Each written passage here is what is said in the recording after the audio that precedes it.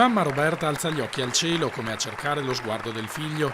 Sarà una festa di rinascita e resurrezione, aveva promesso alla vigilia, e centinaia di persone sono accorse nella chiesa di San Nicolò dei Mendicoli a Santa Marta per rispondere al suo appello e celebrare la vita di Cristiano Lucchini, il tredicenne veneziano schiacciato da un muletto in un cantiere dove era entrato per gioco.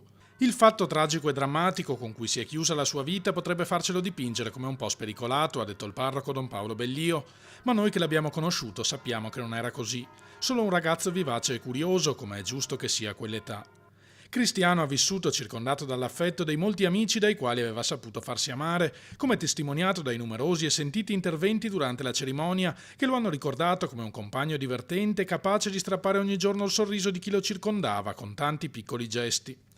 Ho pensato molto a quello che è successo, ha confessato un coetaneo, e se potessi tornare indietro a quel giorno direi a Cristiano di andare a fare un giro in barca, ma tornare indietro non si può.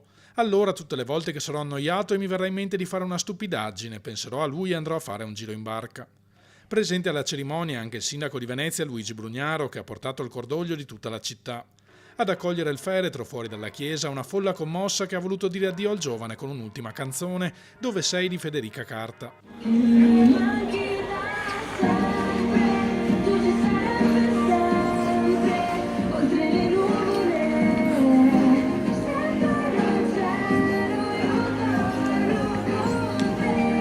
Poi Cristiano è partito in barca per il suo ultimo viaggio, accompagnato ancora una volta dalla madre che in un messaggio su Facebook ha ringraziato chi le è stato vicino in questa giornata.